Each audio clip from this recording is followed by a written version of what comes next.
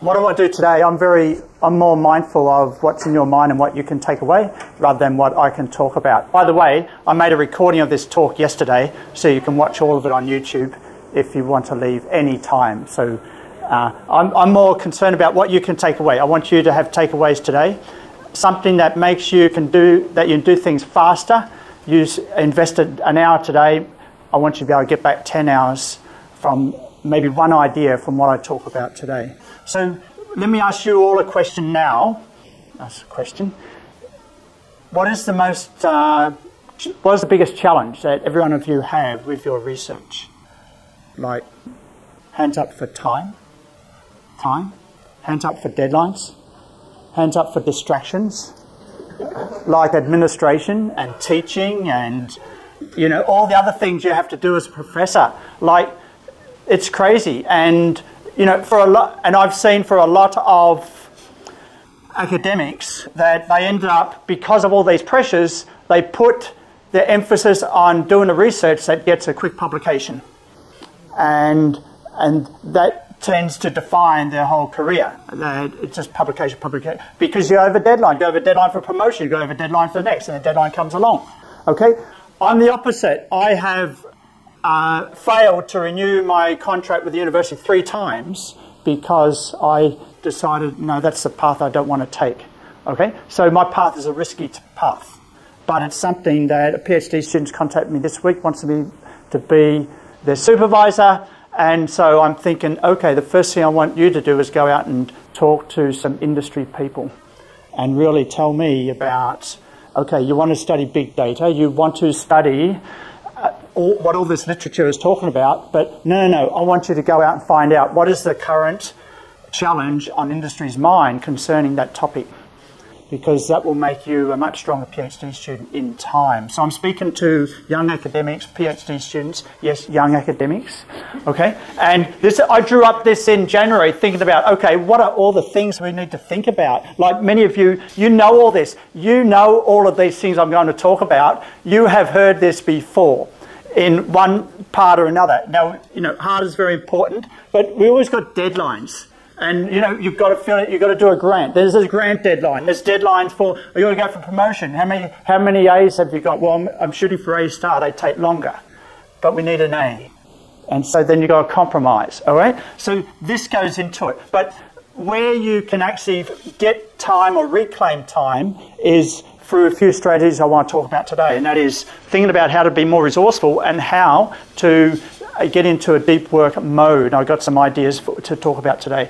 I've put it in a nice version like this if you want a modernistic style of how to present something. Okay, so research spirit, deep work, systems, working papers, resourcefulness and data, because staff are always asking the school or universities, oh, we need resources for data. So we need to think about that also. Okay, research spirit. Now many of you have heard this before, but my spirit started with my first 10 years out of PhD. Like my PhD was 1996, so that takes me to 2006. So those 10 years I was doing survey research on China, but in some ways I was just contextually there, so I thought, okay, I'm going to do the research on that. It wasn't until about 2008 or 9 that I realised I want to go deeper in one specific area, and that is the Chinese electronic component industry. And so what did I do? And this is what my recommendation to any PhD student to start off doing. Go out and talk to the big players in that area, and that's what I did. So who are the big players? Like Apple and HTC and all of these. They will be. So I went and interviewed them all. And still trying to publish a paper out of that interview now, but that wasn't the point. You don't do the interviews for the publication, you do the interviews to really understand what is in the mind, the current mind, because academic research is 5, sometimes 10 years behind the challenges facing industry. All right, you as a PhD student, you're going to be in the PhD program for 5 years, 6 years, and maybe years after that trying to publish. You want to have something that's up to date in terms of your speaking to the academic audience in 5 or 6 years' time. So I went and did this, and that kick-started my 1,000 paper where I went out and did 1,000 interviews. But I didn't decide in August 2010 I want to go out and interview 1,000 suppliers. In August 2010, what I did was I just went to a trade expo and I thought, okay, maybe I can get some business cards, and I'll go to the trade show, and I was as nervous as many of you when you went to the FinTech Expo earlier this year. And, oh, can I have your card, please? I'm a professor from blah, blah, blah, you know. And like this, you know, thinking that I'll waste their time. That's where I was in August 2010. I didn't think that I could do the interviews at the trade show. But after I came back from the trade show, I realised, it's going to take me a lot of time to go and visit these suppliers in the factories. Why don't I actually spend time in the trade show doing interviews? Because I realised in these trade shows, they go for 3 or 4 or 5 days. The first day, they're very, very busy with clients. And then the second, third day, it dies off. It dies off. There's no customers. And they're just sitting in the booth playing with their phone. Why can't we interview them? And so then, that's why October 2010, I started these interviews. And the first day we did 15 interviews with a team of 5 people. Each interview takes about an hour. Like, these were really in-depth interviews. And then by the time we got to February 2011, I had 160 interviews done. I'm thinking, if I keep going, I can do 1,000. I never thought I was going to do 1,000 at the start. I thought, okay, I want to do 1,000. I didn't decide until February 2011 and realised I got a system in place. It was a system of going to the trade show with a team of interviewers, and they just follow the same system. And the trade show, they bring the interviewees to you. And that's how it started. And you know, my friend, good friend, best man at my wedding, he was in hospital having a heart valve surgery at that time. And it just made me realise, Neil, stop doing these little projects where you go out and interview 30, 40, or you go and survey 100 or 200, and then you write a paper, then you go do the whole thing again, then you go through the whole thing again, just to satisfy promotion, just to satisfy institutional demands. And where's your spirit in that? And I said, Neil, it's now or never. Do something big or just retire, okay? And that was the epiphany I had in 2011. I realised I had the systems in place, I could do 1,000. And I said, okay, I'm going to do 1,000. And everyone said, Neil, you're crazy. And then 2 years later, everyone kept on saying, how did you do it? All right? But that's how it is. Like, you've got to have an epiphany. You've got to decide for yourself. It's got to be inside you. This happened, PhD students, don't worry. This happened 14 years after I graduated from my PhD, okay? All right, it's not like you've got to start straight away, all right? You've got to figure out, find your spirit. Your spirit may not come during your PhD process because you may just feel you're going through the routines of what the institution requires. But you've got to not stop looking for that spirit, because that will define you as an individual, it will define your identity and make you different from everyone else. And that's what you have to do as a researcher, all right? And then suddenly I started developing working papers, and lots of rejections and still going. And I got some good news to show you at the end of today's session. Okay, so let's just keep moving on this. And the whole other idea I had about doing 1,000, the 1,000 wasn't to get academic publication. The idea of doing 1,000 was to get the attention of industry, so I could present to industry. And I ended up presenting more to industry than to academics over the last 8 years.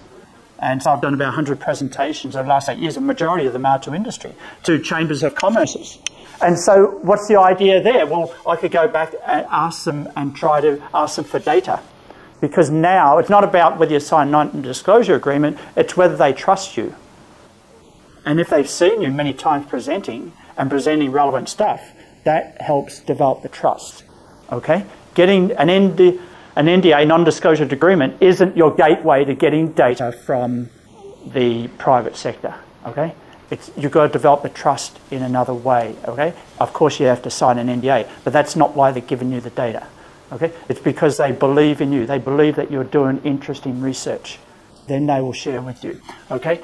Photos, enough of that. All right, so here's an interesting thing. I asked 2 questions. What is your #1 challenge and how are you responding to that challenge? And so look at this. 2011, 644 interviews. And we got this. What can you do with this? Like, can you publish a paper? Maybe, maybe not. I didn't have intention of publishing a paper on this, but I know some of my students in management accounting have seen this because I teach, and some of you teach cost management, Pushpa, cost management. and you go in there and say, welcome to cost management, and all the students just roll their eyes. Oh, you know, why do I need to learn cost management? Like investment banking is so much more sexy, all right? And then you say that, no, well, let's see what industry is telling us about cost management. I go out and ask 644, nearly 30% saying cost control is their biggest challenge. Okay? So don't read the academic theory, don't read the textbook, look at my direct talks with industry. And then that's a way of motivating topics in teaching. All right? So, and then a year later, cost control, still. Okay? So it became a teaching motivation to actually ask those two big questions. What is your number one challenge? How are you responding to that? You can transfer that to any industry, to any topic. Any topic, anything. It's not just an accounting thing. All right? And like maybe you're in marketing, maybe you're in economics, maybe you're in management. You still ask the same questions. Okay, cost control, I'm not interested in that because I'm not an accountant. But I'm interested in product development. I'm interested in HR, you see? Okay, so, and then you might be able to identify those firms and go deeper with those firms on their challenge. All right, so you're not dictating what the firm's problem is. You're actually asking what is their problem, and then you're going deeper on what they say their problem is, not you as an academic say what their problem should be just because you are a HR expert, because you are an economist, okay, or because you are an accountant. Don't let what you are dictate what the challenge is of that company that is you're interviewing. Deep work. Okay, so many of you, time is, put your hand up if time is a challenge for you. Oh, come on, everyone put their hand up. Just, come on. All right, time is a challenge. So think about manager and maker days. Have you heard of that before? So today is my manager day, so I will do admin, I will do teaching, I will answer questions, I will do consultation, and then maybe Tuesday is my maker day. On a maker day is where I make my research, where I make my publications, where I make whatever I'm making. And so rather than, I think many of us think about, okay, I will set aside the morning to do research, and that you can do that if your brain is really switched on and you have 5 mornings a week. Well, another way of thinking about it, and it's a better way of communicating to other people is, okay, Tuesday, that is my maker day, okay? Whether I'm at home or even at work, you know, it's on my door, everyone knows it's my maker day. I am in production today. I'm making something today. And then you define, you're communicating that to other people, and that places greater responsibility on yourself. Today I better do making, okay? I better not get on that email, I better not do this, today is my maker day, all right? So some ways you can trick your brain to think about how to get into deep work. So for some of you, well, you know, it's always good to say that, but how do you do it? Well, what about technology? There's technology you can use to get in the mood. And so one of the technologies that I like using are headphones. So how many of you use headphones? All right, so you, and noise cancellation headphones. So if someone knocks on the door, you don't hear it. Like the $300 Bose. It is amazing. All right, you cannot hear anything. 95% noise cancellation. Bluetooth, and so I was thinking with the phone, not with the computer. And what I can do is open up the phone, and I was telling Eugene about this yesterday.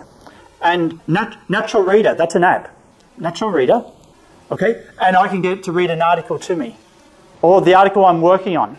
That helps me to focus. That helps me to, and then it's reading back into my headphones, and then I can actually watch the article as it's being read to me.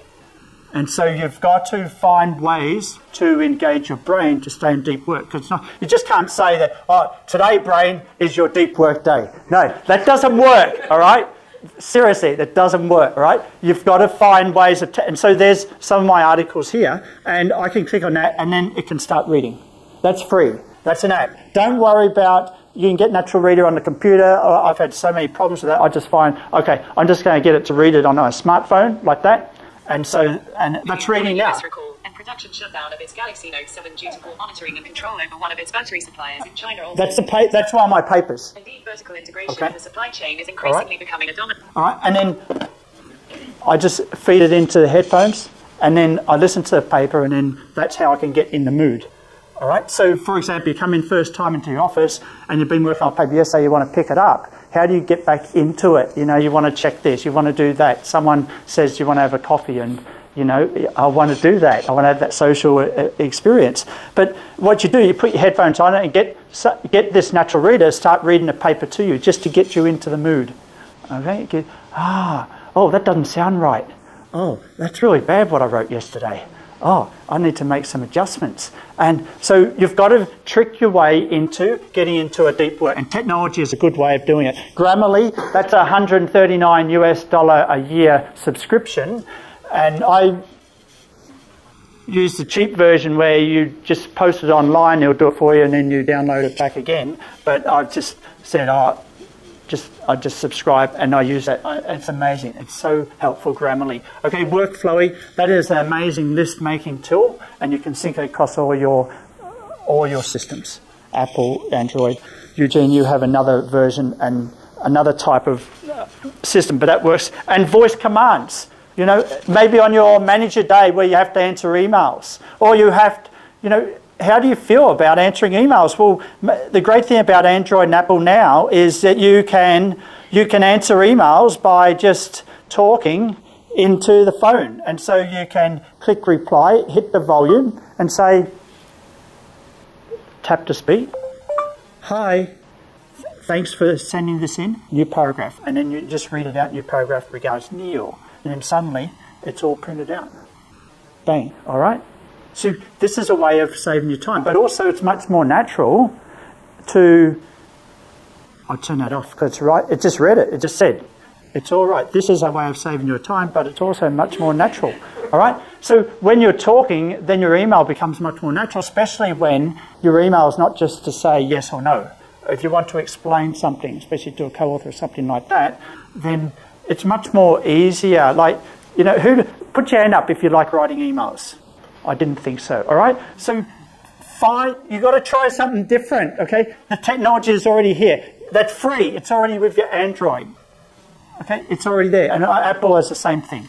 Just do it. It's real, and you might have to go back and edit, put in a full stop and change a word here or there, but it's amazing. It makes the email communication experience more enjoyable because you can walk around and talk to your email, you know? And that's what you can do, all right? So just think about that technology, getting into deep work for your deep work, for your maker days, and you can use technology also for your manager days. So let's keep moving here. This is just getting into us now. Now, systems. How many of you know what we mean by outlining? Like as a PhD student, I was not taught how to outline. I was not taught how to outline, and I wish I was taught how to outline. Okay, do you know have you been taught how to outline? Not yet? Outlining is asking about 4 questions at the start of a paper. Even before you do any writing, before you get any data. Okay, what is interesting about the area? What is the big research question? What researchers have done and what you're going to do? So here's an example of a project I started, a supplier blacklist. I'll come to this, how I got around to doing this later. But here are the 4 things of the outline. And this outline, who taught me how to do this? Professor David Reeve from National University of Singapore. He's coming in September. Like, he's teaching me this 20 years after I graduated as a PhD student. All right? PhD students don't wait this long to learn these things. Okay? And he said, Neil, here's a blacklist. We did the data. Here's what you need to write for the first part of the paper. Here are the 4 things. What are the boundaries of the firm? Just 1 paragraph. Make or buy procurement is important for cross-border transactions. So a paragraph about that, 1 or 2, 3 references. Second paragraph. Procurement government can potentially be important in managing cross-border transactions. Alternatively, because of increased randomness, processes cannot be managed or controlled. Second paragraph. This is the introduction of the paper. Third paragraph. We examine, this is what we are doing in our paper, we examine procurement controls in the context of financial fraud, specifically, blah, blah, blah, blah, blah. And then finally, why this matters. And then there's the introduction of the paper. And this is Professor Reeve dictating this to me in his office late last year in 1 hour. We just went backwards and forwards. This is Neil, this is your introduction. Bang, bang, bang, bang. That's it. Boom. and then paper's done.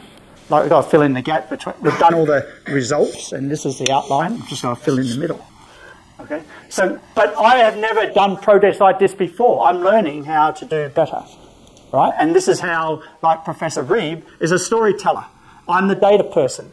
I'm going to talk about this in a minute, about your different roles.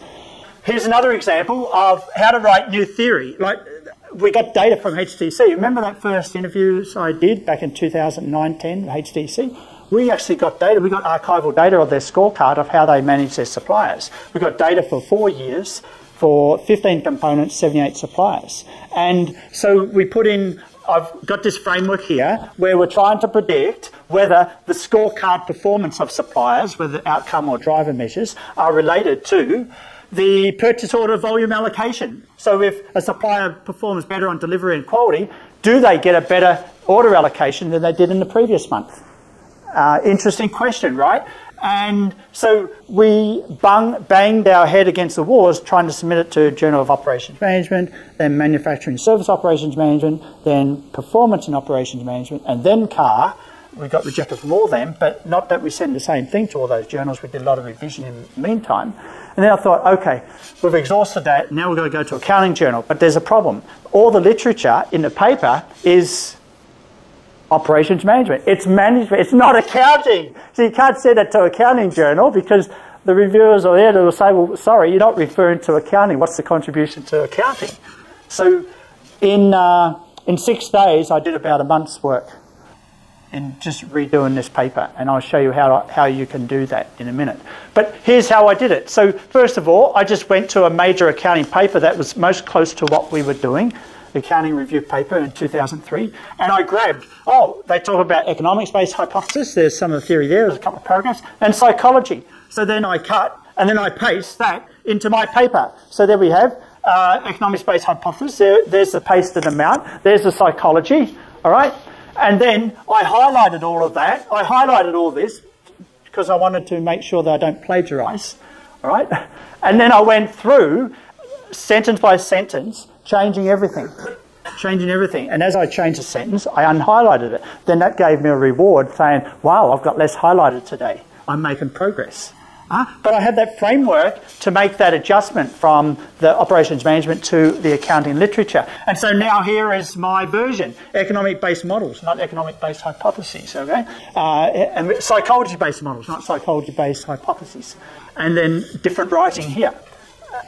And that was all done in, this was all done about 3 days, all right? And because of the great holidays we had last week, we're all excited about that, I got this done and I submitted it to AOS two days ago, all right?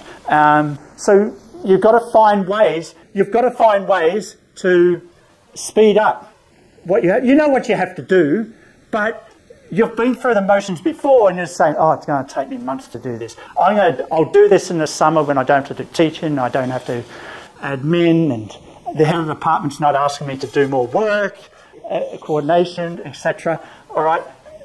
It's never going to happen. You're never going to get anything done. All right? What you've got to do is hack your way into change in how you do your making. All right? Your making days are about taking shortcuts, all right? You don't take shortcuts with data collection and all that, but you can take shortcuts in how you can get writing done, okay?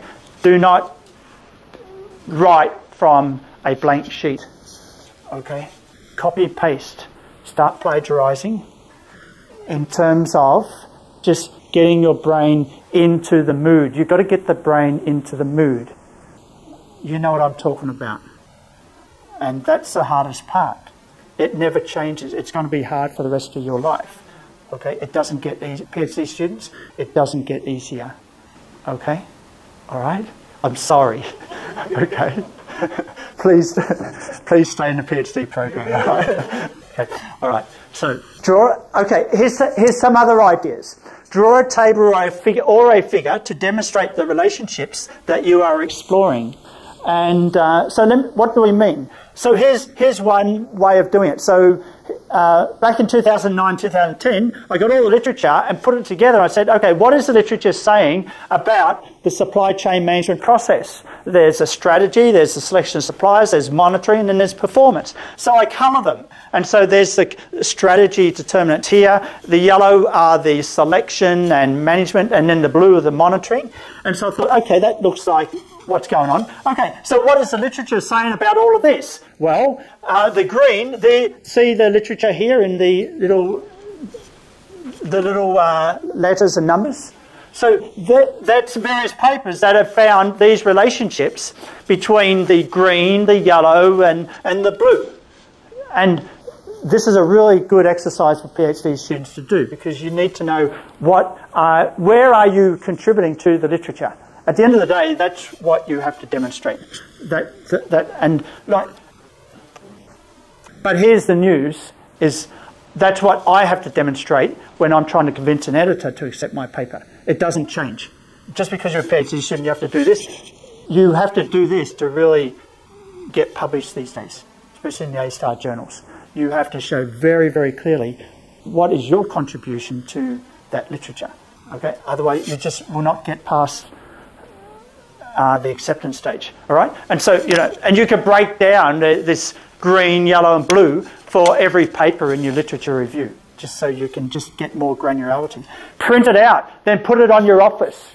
All right? Put it around you so you see these things every day. There may be 5 papers that are defining everything that you're doing.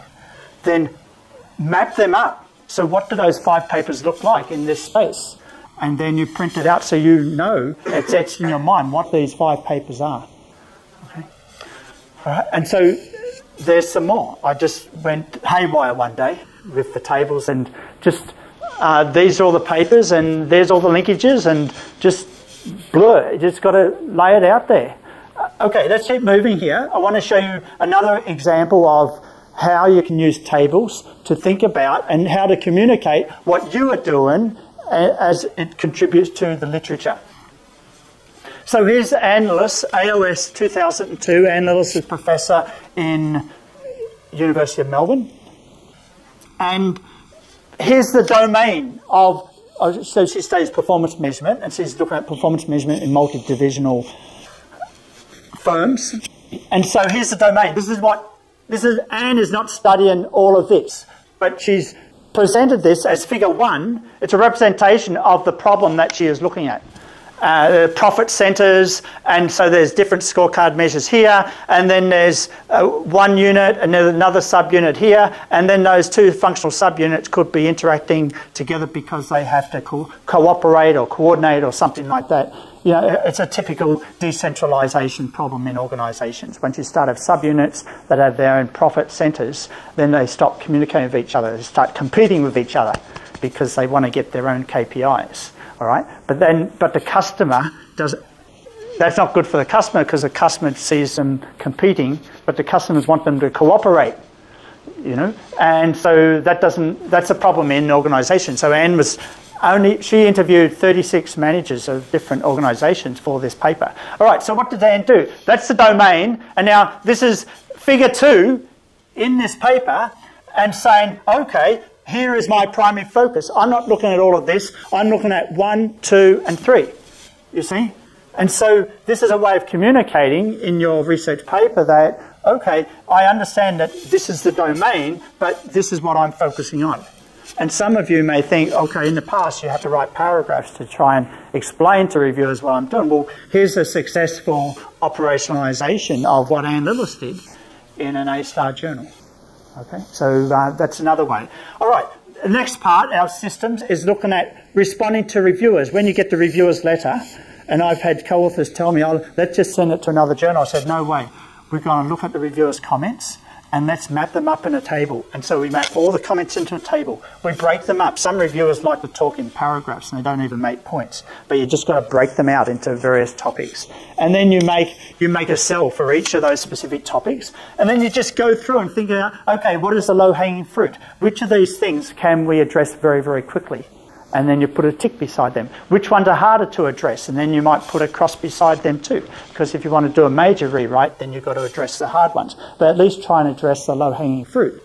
Okay? And often they find minor issues associated with the grammar or inconsistencies. You've got to deal with that low-hanging fruit. So by mapping it out in a table, you are systemizing how you're trying to address with the reviewer's comments, even if you don't send it back to the journal. But in this case, I took all of this, and it was very, very critical, and I actually resent it back to the same journal after it was rejected. And so what did I do here? So I had to write out my responses down here. And you're thinking, how do you convert that to a letter, a nice letter like this, where there's my final response to the reviewers here. Okay? The reviewer's comment is in black and I'm in blue, and then the yellow represents specific excerpts to just show some evidence of how we're responding. So the reviewer doesn't have to actually go and flick through the paper and find your response. Okay? And you think, okay, Neil, it takes a long time to get from here to this, this beautiful, it's okay if you're a secretary and do this. No, what I did was I sent this to a freelancer on Fiverr. Do you know Fiverr? F-I-V-E-R-R. Okay? It's a freelance website. All right? Students can go here and get their assignments done for them. They can outsource their assignments. Students, you didn't hear me say that. Okay? All right? But seriously, no, I thought about having a specific project where students, you're not allowed to write the assignment yourself, but the project is you've got to learn how to give instructions to someone else to do something for you. And then you pay someone online, because increasingly all around the world now, things are being outsourced online. And so students should know how to learn how to give instructions. Okay, that's for another topic. Okay, but I asked someone on Fiverr, okay, can you take this, all right, and gave instructions that, okay, each of these comments here need to be put into black, and then each of my responses need to be put in blue, and here's the formatting that's required. And then 2 days later, this came back. Okay, you all told me you're short of time. Okay, how much did it cost me to pay someone to do this? I think it was about $25 US, something like that. Okay, so you've got to figure out what your time is worth and do that. But I go crazy on Fiverr. I've spent nearly 5,000 US on Fiverr in the last 4 years. But that's just to save time. There's many things I'm doing, not just on this here. Okay, so let's just keep going here. Resourcefulness. I want you to think about who are you? All right, and PhD students, I didn't learn this until more than 10 years after graduating. I want you to know this today. All right, you're either a storyteller, an analyst, or a data person. Primarily, look, you know, do all three. As a PhD student, you learn to do all three. But at the end of the day, to be productive and have sustainable research, you've got to focus on being one of these things, and you've got to find other people who can do the other two. And so now, my project number 7 with David Reeb, because I sat down with David Reeb in my office in Baptist University in 2006, I said, David, what's my problem? You know, I'm working so hard, but I don't seem to be getting any traction with publications. All right, put your hand up if you feel like that sometimes. Yeah, all right. And David said, oh, that's easy. Neil, you're trying to do everything. Neil, I said, well, what do you mean? He said, Neil, you're not a storyteller, you're not an analyst, you're a data person. All right, I see by your papers that you've got all the data yourself.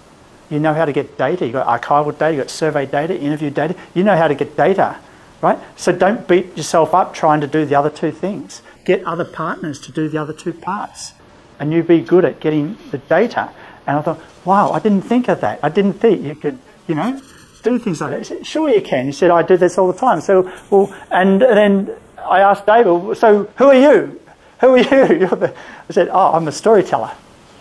And I always work with data people. That's why I'm working with you, because I know you're a data person. So I feel very blessed that he's working with me on Project 7.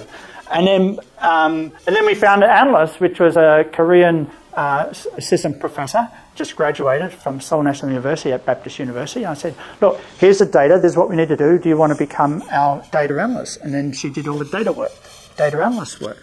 Wow. Why didn't I learn this 20 years ago? I don't know. Role models. Who are the key people in your area?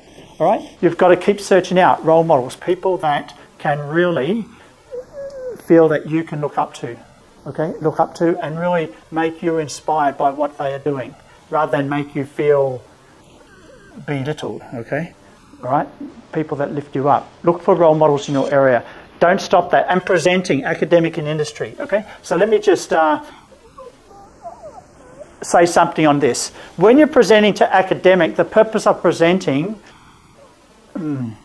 I used to think the purpose of presenting was to get the story of your paper out there, and maybe you get some comments. We go to a conference and very rarely do you get comments. Sometimes it's just getting to know the people in your area, and a lot of the feedback you get comes from after presenting. It comes from before you present, and the presenting just becomes an event that brings people together.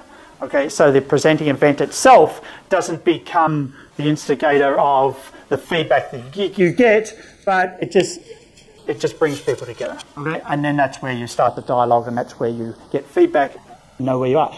But here is the big area that a lot of people are missing: presenting to industry. I'll talk about this in a minute when you're trying to get data. Presenting to industry develops your profile. It develops your credibility out there. So why would you ever want to do that? Because I can tell you now that we will... It's like the little mouse. You ever had a mouse in a mouse cage? And so what toy do you buy the mouse? You buy the little wheel that spins around, right? And they get in the wheel and just keeps going and going and going and going. All right? It's like that, because you can actually waste a lot of time presenting industry. So you need to be focused. And what would your objective be? Your objective is more likely to develop a credible profile out there so you can get access to data in the future. Okay, data. Now we're talking about data. If you want to get access, what interesting data would you like to get? What interesting... That's the big... I'm asking you a question now. All right? If you want... You had a magic wand. Okay? What interesting data would you like to get? Bushra, have you thought about that? If you had a magic wand. Anthony, what interesting data? Some data are just impossible to get. I mean, like, they're giving it from the grassroots. You can get it from institutions. So that might be difficult. Because I'm trying to get data from institutions. So they won't release the data. True. And then, how did I get data from HTC? Just as hard, right? Because the financial controller of HTC was the student of my co-author. All right? So you might need to think about, okay, in these institutions, every one of those senior managers has gone to a university. Every one of those senior managers has done a master's or some executive education. Did they have a supervisor? Maybe you can partner with that supervisor. You with me? Maybe you can partner with that supervisor. Maybe the supervisor's not interested in your research, but that doesn't matter, because then it's a connection, it's a way to get to that data. Every one of senior managers, C managers of every company around the world has been through a university. Am I right? Basically, 99%. Okay? So therefore, they have mentors that inspired them when they were in university. Find out who those mentors are and maybe partner with the mentors. So don't go direct to the institution. Find the mentors of key people that might give you access to data. Okay? All right. So what access you get? Trade expos. I find that trade expos are amazing. Some of you came to the FinTech Expo. You get the idea of what it's about. The people are stuck there. You know, the people who come and they set up their booth, like they're stuck there for 2 days. Like they can't run away from you. Right? And the customers are not always there. And if a customer does come, these expos, they might be lucky over 2 days to meet one person that is relevant to what they need. But they have to do it because it's part of their promotion. They just need to be out there. All right? So it's not like they're busy all the time. You've found that they love to talk to you. Am I right? Yeah. So never stop going to trade expos. In some ways, I think going to trade expos is 10 times more interesting and beneficial than going to conferences. I hate just sitting down listening to people speak, talk, because that's past. When I go down onto the booth and talk to real people, that's present and the future. And that's our research is about the future. It's about changing the future. It's about speaking to the future. And ask open-ended questions. So, what do I mean by asking open-ended questions? I want to inspire you. Because look at this. Number one, did I show you this before? I did, didn't I? Right, 644 responses. What is your number one challenge? How did you respond to that challenge? So, I never thought I could write a paper from that. And then, you know, 2012, 431. Again, what is your number one challenge? All right? But look at this. Industrial Marketing Management, we just published this in April this year. A-Star Journal. PhD students. A-Star Journal from asking 2 questions. What is your number one challenge? And how are you responding to that challenge? Like that could be an economics question. That could be an accounting question. It could be management. Don't get too aligned with your own discipline, okay? Okay? Open your mind and just ask simple questions when you're starting an interview. And you don't know where it will end up. Your PhD might be in accounting, but you might end up in marketing in the future. It doesn't matter, all right? Because that's where the Spirit will take you. And you've got to let the Spirit take you there, okay? Don't let the institutions just rail you into one topic for the rest of your life. Okay, and challenges in gaining supply chain competitiveness, supply response strategies. And the great thing about this paper is, yes, we've got a figure supplier strategic response framework where we look at the major challenge, competition, product development, and costs, right? 1, 2, 3. And then we're looking at their response. And so what we did is we grouped those responses. And guess what? That nice diagram for 2011 and 12, that's the diagram in the article. Like, that's what's exciting about this, because if you show this to this academic article industry and they see this, they can relate to this. They may not be able to relate to theories, but they can relate to this. So I was so excited that the editors say, oh, we like this. Okay, and so that's in the article. And then we follow that article up with figure 3, where we have number one challenge, and then we group the responses, and then we looked at different hypotheses about whether these responses would depend on customer strategic fit, customer integration, and customer exchange risk. And then OLS regression, yes.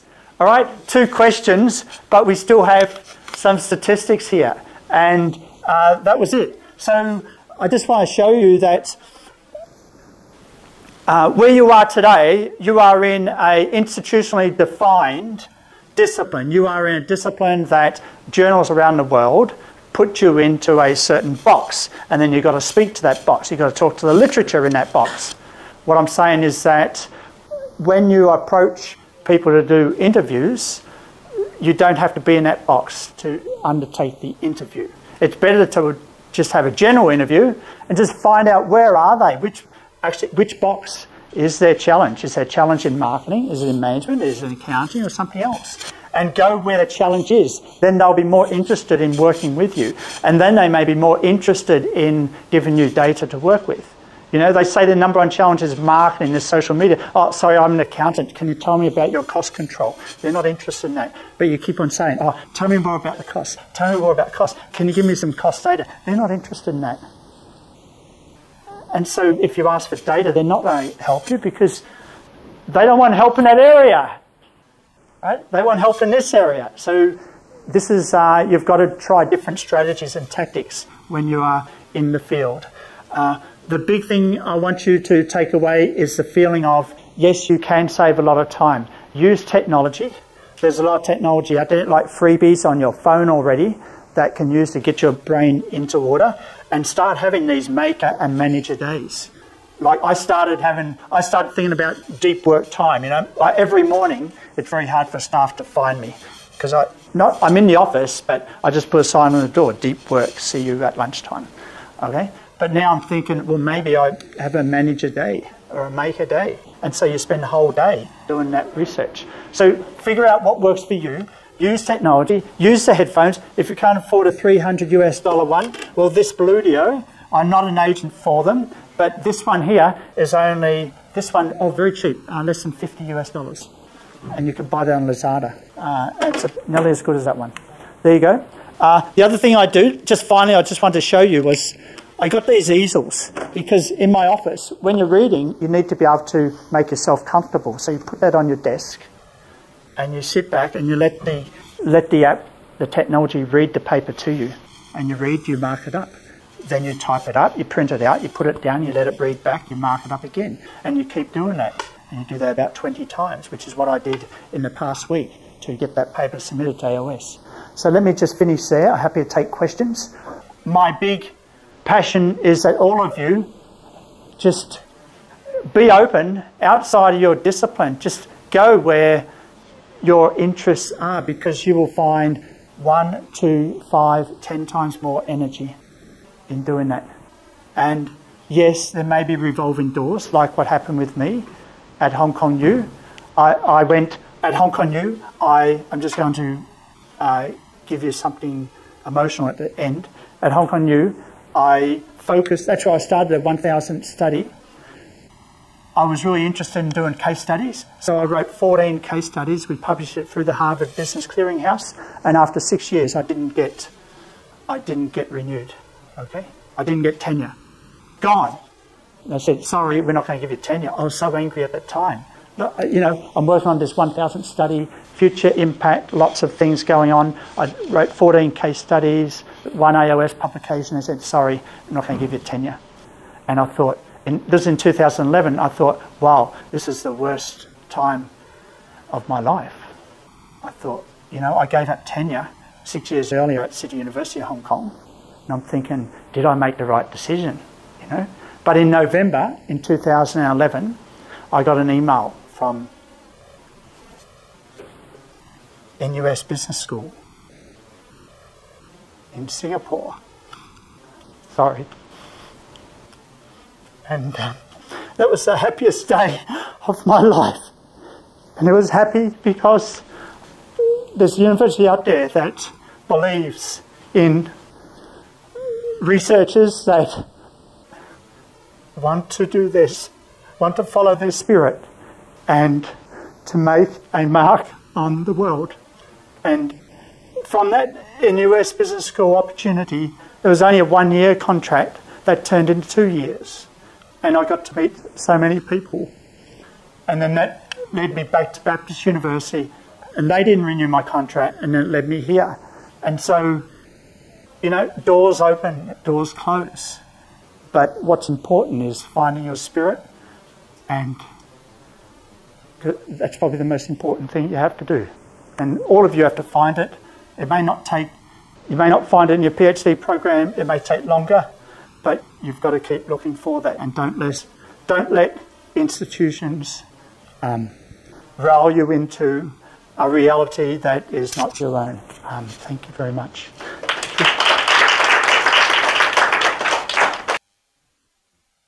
Of your strength is with the me being a data guy, but I still can do the other parts. You've got to be able to do all three, but it's more of a strategy for who do you collaborate with.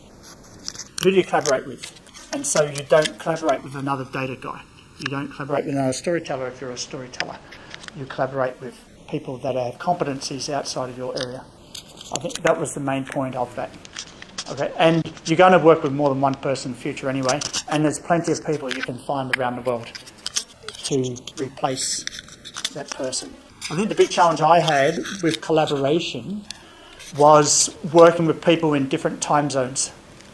And you need to think about whether, are you the driver on a research project or are you just a passive person? Passive not meaning that you're doing nothing, but you're not driving the story of the paper and where it gets submitted, okay, then that's not as much of a problem. But if you're a driver, you need to think about the people you're working with.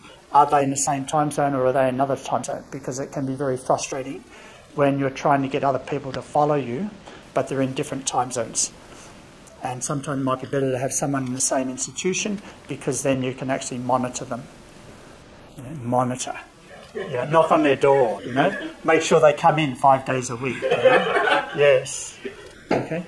So, no, don't ever, my thinking now is don't ever try to perfect every one of those 3 areas. You don't have enough time.